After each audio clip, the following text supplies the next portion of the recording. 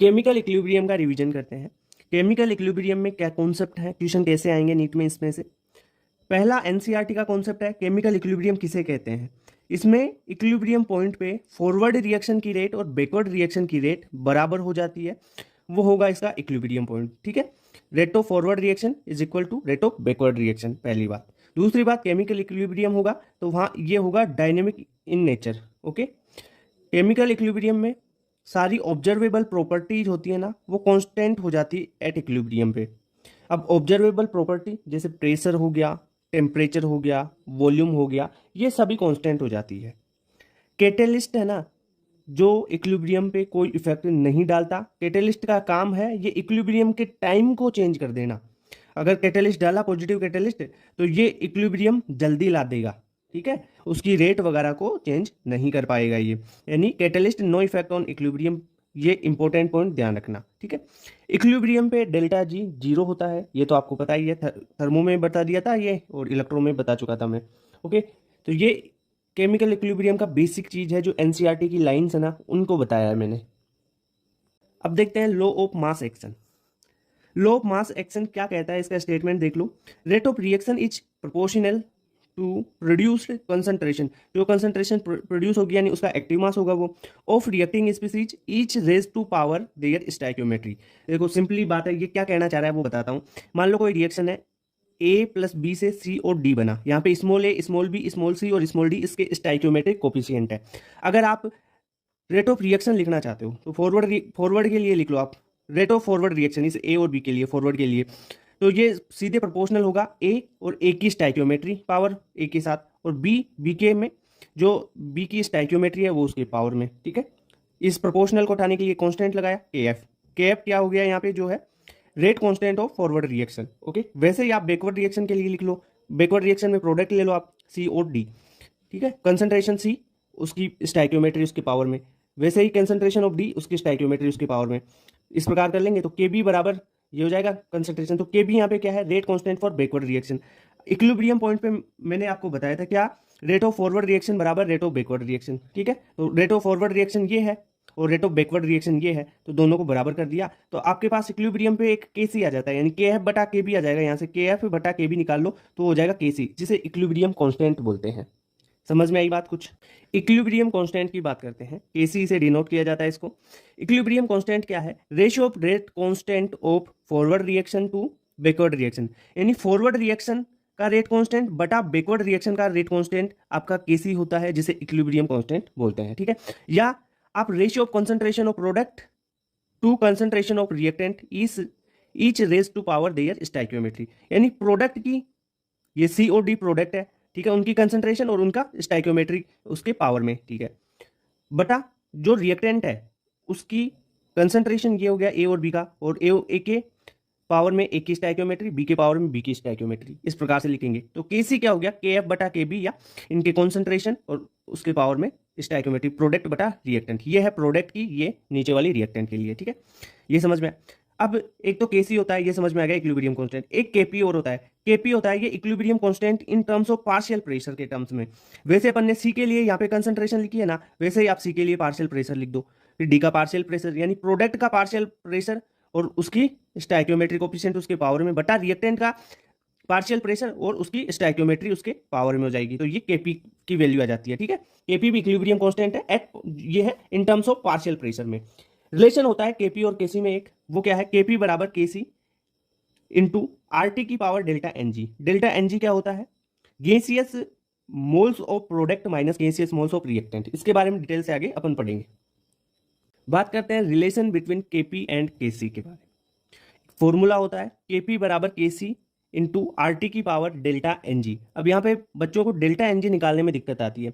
जो delta N G है ना, वो क्या होता है, जो प्रोडक्ट है उसके गैस में कितने मोल है, प्रोडक्ट के गैसियस मोल में से रिएक्टेंट के गैसियस मोल आप घटा दोगे तो आपके पास डेल्टा एनजी निकल के आ जाएगा। ठीक है, इतनी बात क्लियर।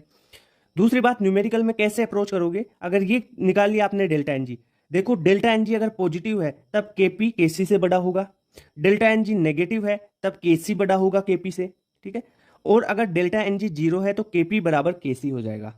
ठीक है, तो ये एक कंडीशन आती है कि डेल्टा एन जी जीरो हो तब के पी बराबर के सी होगा। और दूसरी कंडीशन एक और होती है, अगर टेम्परेचर आप 12 केल्विन लोगे तो आप यहाँ पे आर ले लोगे, क्या टेम्परेचर 12 केल्विन ले लिया तो आर 1/12 होता है। ओके, तो ये 1 हो जाएगा ना आर टी, तो इसलिए यहाँ पे के पी बराबर के सी हो जाएगा। अगर टेम्परेचर 12 केल्विन ले लेते हो और डेल्टा एन जी जीरो ले लेते हो तो दोनों ही कंडीशन में के पी बराबर के सी हो जाता है। ठीक है, यूनिट्स की बात कर लेते हैं। के सी की यूनिट मोल बटा लीटर की पावर डेल्टा एन जी होगा। डेल्टा एन जी यहाँ से जो भी आएगा वो उसकी पावर में लगा देना, उसकी पावर हो जाएगी के सी की यूनिट हो जाएगी। के पी की यूनिट है एट होती है एटीएम की पावर डेल्टा एन जी। अब एटीएम प्रेशर की यूनिट है तो उससे देख लेना के पी, और कॉन्सेंट्रेशन है तो मोल बाई लीटर। इस प्रकार आप देख सकते हैं। करेक्टरिस्टिक्स ऑफ इक्विलिब्रियम कांस्टेंट की बात करते हैं। जो इक्विलिब्रियम कांस्टेंट होता है ना, वो हमें एक्सटेंट ऑफ रिएक्शन के बारे में जानकारी देता है। एक्सटेंट ऑफ रिएक्शन के बारे में कैसे जानकारी देगा? अगर केसी ज़्यादा है, केसी हाई है, तो ऑलमोस्ट आल रिएक्टेंट कन्वर्ट इनटू प्रोडक्ट। केसी हाई है तो क्या होगा? ऑलमोस्ट सारा रिएक्टेंट प्रोडक्ट में कन्वर्ट हो चुका होगा। अगर केसी लो है तो सारा जो आपका रिएक्टेंट है वो प्रोडक्ट में कन्वर्ट नहीं हुआ होगा, यही बात होगी। ठीक है, दूसरा पॉइंट है कि at equilibrium all observable properties are constant. अब ऑब्जर्वेबल प्रॉपर्टी कौन कौन सी है? जैसे टेम्परेचर हो गया, वॉल्यूम हो गया, प्रेशर हो गया, डेंसिटी हो गया, केसी हो गया, केपी हो गया, ये सभी इक्विलिब्रियम पे कांस्टेंट होती है। ठीक है, तीसरी पॉइंट है कि KC and KP can only change by changing temperature. ये तो आपको क्वेश्चन पीवाईक्यू भी आया हुआ है कि केसी और केपी ओनली टेम्परेचर चेंज करने पर चेंज होते हैं एक इंडिविजुअल के लिए। ठीक है, while writing an equilibrium constant write only gaseous substance और इन सॉल्यूशन, यानी एक्वस मीडियम वाला। अपन प्योर सॉलिड और प्योर लिक्विड के लिए अपन नहीं लिख सकते हैं इक्विलिब्रियम कांस्टेंट, लिखते हैं तब कंसंट्रेशन। क्यों? क्योंकि इसका एक्टिव मास होता है ना प्योर सॉलिड और प्योर लिक्विड का, वो जीरो होता है, तो जीरो को आप लिखोगे ही नहीं ना। एक्टिव मास अब होता क्या है कि मोल्स बटा वॉल्यूम का जो रेशियो होगा ना, मोल बटा वॉल्यूम, मोल बटा वॉल्यूम होगा एक्टिव मास। ठीक है, देखो इंपॉर्टेंट पॉइंट है, केमिकल इक्विलिब्रियम के क्वेश्चंस आते हैं ना न्यूमेरिकल, उनमें ये काम देगा। कोई किसी प्रकार से आप रिएक्शन में चेंज करते हो तब उसके इक्विलिब्रियम कांस्टेंट में क्या चेंज आता है। मान लो कोई एक रिएक्शन है, उसका इक्विलिब्रियम कोफिशिएंट के है, ठीक है, सिंपल के। अगर आप रिएक्शन में कोई चेंज करते हो तब नया इक्विलिब्रियम कांस्टेंट के डेस बनता है। तो के से कैसे चेंज होगा? अगर आप रिएक्शन को रिवर्स कर दोगे, रिएक्शन को उल्टा कर दोगे, तो के डेस क्या हो जाएगा? 1/k हो जाएगा, यानी 1 में चले जाएगा। ठीक है, रिएक्शन रिवर्स करते ही। ठीक है, अगर स्टाइकियोमेट्री को हाफ कर दोगे, ठीक है, तो नया इक्विलिब्रियम कांस्टेंट क्या हो जाएगा? पुराने का की पावर हाफ। अगर आपने स्टाइकियोमेट्री हाफ कर दी तो के की पावर हाफ हो जाएगा। अगर स्टाइकियोमेट्री डबल कर दी तो के की पावर डबल हो जाएगी, यानी के स्क्वायर हो जाएगा। अगर कोई रिएक्शन है आपने ऐड कर दिया, यानी 3 रिएक्शन है, मान लो तीनों का equilibrium constant K1 K2 K3 है, तो नया इक्विलिब्रियम कांस्टेंट क्या हो जाएगा आपके लिए? अगर आपने रिएक्शन को ऐड कर दिया तो नया इक्विलिब्रियम कांस्टेंट उनका मल्टीप्लीकेशन हो जाएगा, यानी K1 into K2 into K3। ठीक है, रिएक्शन क्वोशिएंट की बात करते हैं। रिएक्शन क्वोशिएंट को किसी भी टाइम पे लिख सकते हैं, और अपन इक्विलिब्रियम कांस्टेंट होता है ना, वो ओनली इक्विलिब्रियम पे ही लिखा जा सकता है। पर रिएक्शन क्वोशिएंट को आप क्यूसी है जिसे बोलते हैं, उस क्यूसी को किसी भी टाइम पे रिएक्शन के लिए आप लिख सकते हैं। क्यूसी कैसे लिखोगे? प्रोडक्ट बटा रिएक्टेंट। अब प्रोडक्ट है तो प्रोडक्ट का कोई स्टाइकियोमेट्री होगा तो उसको पावर में लगा दो, प्रोडक्ट की पावर। अगर रिएक्टेंट का कोई स्टाइकियोमेट्री है तो रिएक्टेंट की कंसंट्रेशन और उसका पावर में उसका स्टाइकियोमेट्रिक कोफिशिएंट। जैसे एक रिएक्शन है 1A गैस से 3B गैस बन रहा है, तो इसके लिए क्यूसी लिखो। आप क्यूसी कैसे लिखोगे? देखो पहले तो क्या लिखना है ऊपर? प्रोडक्ट, प्रोडक्ट बी है तो बी की कंसंट्रेशन, पावर क्या लगाना है? स्टाइकियोमेट्री, बी की स्टाइकियोमेट्री 3 है तो बी की पावर 3 हो जाएगा। ए है, ए के साथ ए की कंसंट्रेशन और उसका स्टाइकियोमेट्री 1 हो जाएगा। ठीक है, यहाँ पे कुछ रिलेशन आपको याद रखनी है। अगर केसी ज्यादा होता है क्यूसी तो रिएक्शन फॉरवर्ड रिएक्शन होगी। अगर क्यूसी बराबर केसी होगा तो इक्विलिब्रियम पे होगी रिएक्शन। अगर क्यूसी ज्यादा होगा केसी से तो क्यूसी अगर ज्यादा है तो ये रिएक्शन बैकवर्ड रिएक्शन होगी। मेरी बात सुनो, क्यूसी है रिएक्शन क्वोशिएंट और केसी क्या है भाई? इक्विलिब्रियम कांस्टेंट है ना, ये तो केसी तो। ठीक है, होमोजीनियस इक्विलिब्रियम और हेटेरोजीनियस इक्विलिब्रियम की बात करते हैं।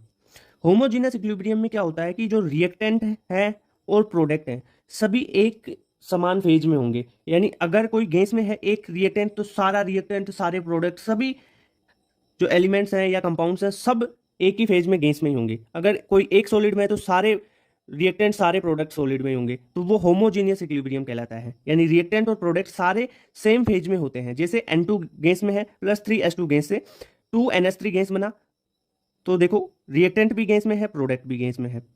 उसके विपरीत अपन बात करें हेट्रोजीनस इक्विलिब्रियम। हेट्रोजीनस इक्विलिब्रियम में क्या होगा कि कोई रिएक्टेंट गैस में चला गया, कोई प्रोडक्ट सॉलिड में चला गया, या कोई रिएक्टेंट गैस में है, लिक्विड में है, प्रोडक्ट गैस में बन रहा है, या और किसी में। यानी यहाँ पर हेट्रोजीनस इक्विलिब्रियम में रिएक्टेंट प्रोडक्ट दोनों में से कोई में भी एक में चेंज आ जाए या एक से ज़्यादा में चेंज आ जाए, गैस का फेज जो एलिमेंट्स हैं या प्रोडक्ट्स हैं, रिएक्टेंट्स हैं, उनका सेम स्टेट में नहीं हो, वो मतलब कहने का मतलब ये है, तब वो हेट्रोजीनियस इक्विलिब्रियम होगा। जैसे 2CO2 गैस है, इससे एक CO2 तो गैस में टूट गया, प्लस कार्बन है वो सॉलिड अवस्था में रह गया, तो भाई यहाँ पे गैस हो गया, सॉलिड हो गया, गैस हो गया, तो एक चेंज हो गया ना यहाँ पे फेज, तो ये हेट्रोजीनियस इक्विलिब्रियम कहलाएगा।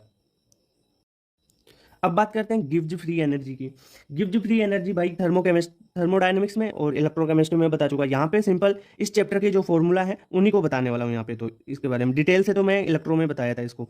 डेल्टा जी बराबर delta G note plus 2.303 RT log QC। अब QC क्या है यहाँ पे, रिएक्शन क्यूसेंट है, ठीक है, यानी किसी भी टाइम पे आप रिएक्शन कॉन्स्टेंट लिख सकते हो, ठीक है, रेट ऑफ रिएक्शन वाला। एट इक्विलिब्रियम पे जो डेल्टा जी है वो जीरो हो जाता है, और डेल्टा जी नोट क्या है, ये है स्टैंडर्ड कंडीशन पे, ठीक है। तो डेल्टा जी नोट बराबर, ये इधर करोगे, डेल्टा जी इक्विलिब्रियम पे जीरो हो गया ना, तो डेल्टा जी नोट बराबर -2.303 RT log KC। अब यहाँ पे सर KC क्यों आया, यहाँ पे तो QC था। अरे QC किसी भी टेम्परेचर पे लिख सकते हो, किसी भी टाइम लिख सकते हो रिएक्शन के लिए, ठीक है, टेम्परेचर नहीं, किसी भी टाइम के लिए। अगर इक्विलिब्रियम हो, इक्विलिब्रियम पर QC को KC बोलते हैं, यानी रिएक्शन क्यूशिएंट हो जाएगा इक्विलिब्रियम कांस्टेंट। इक्विलिब्रियम टाइम पे QC को KC ही लिखते हैं, ठीक है, ओके। तो एक फॉर्मूला हो रहा है डेल्टा जी नोट बराबर delta H note minus T delta S note, ठीक है। तो इक्विलिब्रियम पे आपको पता होना चाहिए। तो गिब्स फ्री एनर्जी के ये फॉर्मूले हो गए, आपको पता है। अब बात करते हैं effect of temperature on equilibrium constant. अपने ये वाली जो रिएक्शन है ना, K बराबर A ई की power minus delta H upon RT, one top reaction, ठीक है। जो RNAS कॉन्सेप्ट था उसमें बताया था मैं, ये सॉल्यूशन वाला चैप्टर था उसमें भी इस रिएक्शन को बता चुका, ठीक है। K क्या है यहाँ पे, इक्विलिब्रियम कांस्टेंट है, बराबर A ई की power minus delta H upon RT, ठीक है। R gas constant, T temperature है, ठीक है। यहाँ से इसका नेचुरल लॉग ले लो, नेचुरल लॉग ln K बराबर ln A minus delta H upon RT हो जाएगा। देखो ई की पावर में किसी भी चीज, कोई भी चीज़ है, तो ई की power minus delta H upon RT है, तो इसका नेचुरल लॉग लेते हो ना, तो जो पावर है ना वो सेम टू सेम आ जाती है यहाँ पे, ठीक है, इतनी बात क्लियर। अब ln जो नेचुरल लॉग है उसका लॉग 10 की बेस पे लोगे तो 2.303 से मल्टीप्लाई करना पड़ेगा, ये कर लिया। देखो अब इसी फॉर्मूले को अपन क्या करते हैं, किसी दो टेम्परेचर के लिए अपन सोल्व कर लेते हैं। तो दो टेम्परेचर के लिए तो K भी दो हो जाएंगे ना, इक्विलिब्रियम कांस्टेंट टेम्परेचर पे डिपेंड करता है। तो K2/K1 लॉग K2/K1 बराबर delta H upon 2.303 R 1/T1 minus 1/T2। ये फॉर्मूला आपको याद रहना चाहिए, यहाँ से न्यूमेरिकल सोल्व होंगे, ठीक है। एक चीज आपको ln K बराबर ln A minus delta H upon RT को y बराबर mx प्लस c से इसे कंपेयर करो, y बराबर mx प्लस c से इससे कंपेयर करोगे तो भाई इसका ग्राफ बनाना है इसलिए, ठीक है। तो अपन मान लो एक्जोथर्मिक और एंडोथर्मिक दो रिएक्शन है, उसके लिए बात करते हैं। तो डेल्टा एच नेगेटिव यानी एक्जोथर्मिक है, तो वहां पे टेम्परेचर बढ़ाओगे तो इक्विलिब्रियम कांस्टेंट घटेगा। एंडोथर्मिक की बात करें तो डेल्टा एच पॉजिटिव है, तो टेम्परेचर बढ़ाओगे तो जो यहाँ पे इक्विलिब्रियम कांस्टेंट है वो भी बढ़ेगा, ठीक है। टेम्परेचर बढ़ाया, इक्विलिब्रियम कांस्टेंट बढ़ा एंडोथर्मिक में। एक्जो में क्या हुआ, टेम्परेचर बढ़ाने पर इक्विलिब्रियम कांस्टेंट घटेगा। यहाँ पे ग्राफ की बात कर लेते हैं, ln K और 1/T में, ln K और 1/T में ग्राफ खींचते हैं तो इसका स्लोप क्या हो जाएगा, स्लोप ये minus delta H upon R, y बराबर mx प्लस सी, एक्स क्या है 1/T, तो m क्या हो जाएगा minus delta H upon R, ठीक है। तो ये हो गया स्लोप, और ln K क्या है, इंटरसेप्ट हो जाएगा इसका ये, ठीक है। डिग्री ऑफ डिसोसिएशन की बात करते हैं। डिग्री ऑफ डिसोसिएशन क्या होता है, number of moles reacted by number of moles taken, ठीक है। डिग्री ऑफ डिसोसिएशन को अल्फा से डिनोट किया है, तो अल्फा बराबर एक्स क्या है, एक्स है नंबर ऑफ मोल्स रिएक्टेड बटा सी, सी क्या है नंबर ऑफ मोल्स टेकन, ठीक है, कितने नंबर ऑफ मोल्स लिए हैं वो है सी। अल्फा की एक तरीके से और से आप न्यूमेरिकल वैल्यू निकाल सकते हैं, वो है mt माइनस एम नोट बटा एम नोट n-1, ये है डिसोसिएशन के लिए ओनली, ठीक है, ठीक है। यहाँ पे mt क्या है, mt है theoretical molar mass, M naught क्या है यहाँ पे ऑब्जर्वेबल, जो ऑब्जर्व्ड किया है वो मोलर मास, और n क्या है यहाँ पे, n है number of gaseous particles on dissociation of one gas molecule, ठीक है, पर मोल। इतनी बात क्लियर। आप यहाँ पे जो मोलर मास है ना उसको आप वेपर डेंसिटी से भी सब्स्टिट्यूट कर सकते हो। मोलर मास बराबर 2 इंटू वेपर डेंसिटी होता है, ठीक है। तो इसको 2 इंटू वेपर डेंसिटी करोगे तो भाई 2 तो सारे में कॉमन आके कट जाएगा, तो dt माइनस डी नोट बटा डी नोट n-1। अब यहाँ पे dt क्या है, theoretical vapour density, D note क्या है, ऑब्जर्व्ड वेपर डेंसिटी, ठीक है। n क्या है, वही number of gases particles on dissociation of one gas molecule, इतनी बात क्लियर। तो डिग्री ऑफ डिसोसिएशन समझ में आया आपको भाई। इसमें क्या कुछ नहीं करना, ये फॉर्मूला और ये फॉर्मूला, दो फॉर्मूले पता होने चाहिए और इनकी भाई नाम क्या है, एमटी क्या है, ये चीज़ें पता होनी चाहिए। अब बात करते हैं डिग्री ऑफ एसोसिएशन की, यानी कोई भी Na गैस मॉलिक्यूल है, N मॉलिक्यूल्स हैं, ये एक An मॉलिक्यूल में कन्वर्ट हो गए, तो एसोसिएशन हो गया ना इसमें, ठीक है। तो डिग्री ऑफ एसोसिएशन अल्फा, ये होता क्या है, नंबर ऑफ मोल्स एसोसिएट बटा नंबर ऑफ मोल्स टेकन, ठीक है। अल्फा की एक तरीके से और वैल्यू निकाल सकते हैं अपन मोलर मास से, mt माइनस एम नोट बटा एम नोट इंटू 1/n-1, ठीक है। अब यहाँ पे mt क्या है, mt है theoretical molar mass, M naught है ऑब्जर्व्ड मोलर मास, यहाँ पे n क्या है, n है number of gaseous particle combined to form one molecule in product, ठीक है। अब आप जो ये मोलर मास है इसको वेपर डेंसिटी से भी सब्स्टिट्यूट कर सकते हो। क्या क्या होता है रिलेशन, मोलर मास बराबर 2 into vapour density, molar mass बराबर 2 इंटू वेपर डेंसिटी। अब देखो यहाँ पे 2 इंटू वेपर डेंसिटी लिखोगे तो 2 तो कॉमन आके कट जाएगा, तो बचेगा क्या, अल्फा बराबर dt माइनस डी नोट बटा डी नोट इंटू 1 बटा n-1। अब यहाँ पे dt क्या है, dt है theoretical vapour density, D naught है क्या ऑब्जर्व्ड वेपर डेंसिटी, और n है वही number of gaseous particle combined to form one molecule in product. तो ये डिग्री ऑफ एसोसिएशन समझ में आया क्या आपको, क्लियर। ली चैटलियर प्रिंसिपल भाई बिल्कुल सिंपल तरीके से समझा दूंगा, ठीक है, सारे इसके कॉन्सेप्ट समझा दूंगा। ली चैटलियर प्रिंसिपल बोलता क्या है, ये कहता है कि at equilibrium if any of observable property is changed then equilibrium will shift that direction which will nullify its change.